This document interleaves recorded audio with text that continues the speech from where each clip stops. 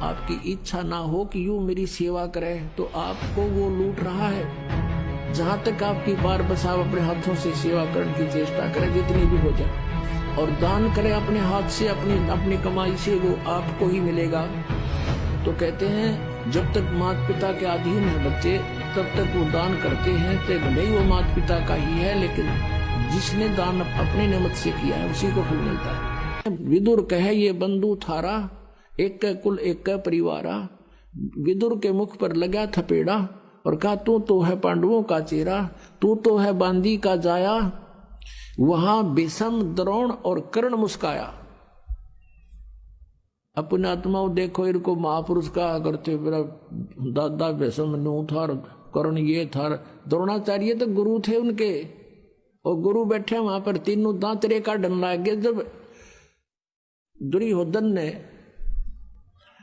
अपने चाचा के थप्पड़ मारा और जब ये कहा कि तू तो बांदी का पुत्र है और तू तो इनका चमचा है, गुलाम है तू, उस समय कहते हैं तू तो है बांदी का जाया। ये कहा जब भीष्म, द्रोण और कर्ण मुस्काया, हंसन लग गए वह तीनों, जबकि खड़ा हो जाना चाहिए था। निकम्मे अपने चाचा का नहीं हाथ कर दिया तो उन्हें शर्म नहीं आई? खबरदार जैसी, और उनका दो धड़ा के और छुटवा देती उस बेटी को, जा बेटा अपने घर ने। तो वो दांदरे काटे। ये महापुरुष थे, ये था हमारा महाभारत जिसने पढ़ पढ़ के आज तक हम बहरे हो गए।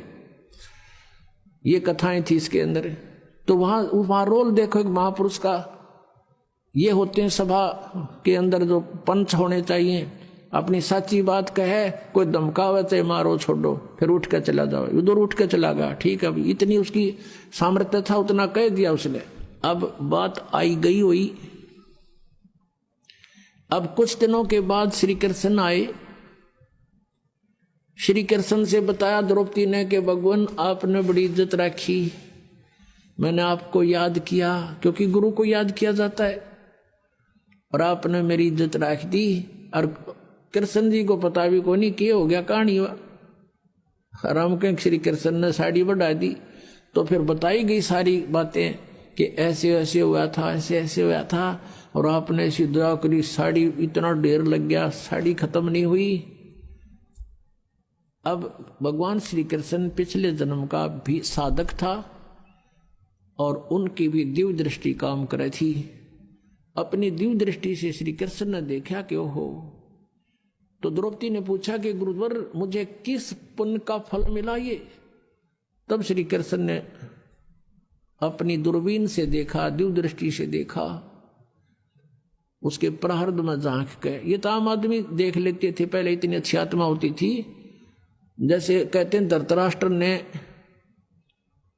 ऐसे कोई कथा फिर बताएंगे, प्रसंग बदल जाएगा। तो अब उसने देखा कि द्रौपदी तूने एक अंधे महात्मा को एक साड़ी का टुकड़ा पाड़ के दिया था, और उस अंधे को दिया हुआ दान तेरा यूं फल गया, उसका प्रतिफल है ये। तब उसको याद आया को तेरे की। अपने आत्माओं देखो बात कहां से ध्यान देना।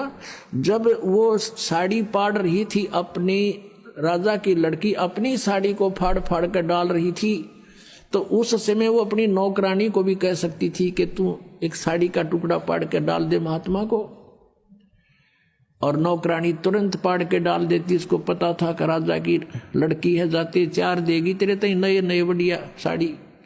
लेकिन नहीं, इतना ज्ञान दिया जाता था बच्चों को कि मैं जो रोटी खाऊंगा मेरा पेट भरेगा, मैं दान करूंगी तो मुझे मिलेगा, उसको इतना भी मालूम था। तो इसको कहते हैं लूट सके तो लूट ले, राम नाम की लूट। अब जैसे आप यहां सेवा करते हो, आपकी इच्छा ना हो कि यूं मेरी सेवा करे तो आपको वो लूट रहा है। जहां तक आपकी पार बस आप अपने हाथों से सेवा करने की चेष्टा करें जितनी भी हो जाए, और दान करें अपने हाथ से, अपनी कमाई से, वो आपको ही मिलेगा। तो कहते हैं जब तक माता पिता के अधीन है बच्चे, तब तक वो दान करते हैं, तो भले ही वो माता पिता का ही है, लेकिन जिसने दान अपने निमित्त से किया है उसी को फल मिलता है। अब द्रौपदी कहती है कि हे भगवान, एक छोटी सी लीर पाड़ के दी थी मैंने, उसका इतना फल मिल गया, इज्जत रख दी मेरी। साड़ी तो देखी जा, लेकिन आज जो मेरी इज्जत रही है उसकी तो कोई कीमत नहीं। तब कहते हैं कि एक लीर के कारण मेरे हो गए चीर अपार, जब मैं पहले जानती तो सबके में देती वार। इसे महापुरुष को और एक इतना दान करने से आज मेरी इतनी इज्जत रही है। यदि मुझे पहले पता लग जाता तो ना जाने क्या न्यौछावर कर देती उस महापुरुष के लिए। तो पुण्यात्माओं, परमात्मा को पता था कि इसका और कोई ऐसा संस्कार नहीं है जहां उस समय इसकी रक्षा हो सके। नाम इसने ले नहीं रखा, क्योंकि रानी बन गई, अंडी पाकेगी, और जब दुर्गति होगी, जब भगवान याद आता है तो इसे दयालु है परमात्मा, ये पहले ही प्रबंध करा देते हैं और कहते हैं गए लगे लग गया फिर जब लग धरती।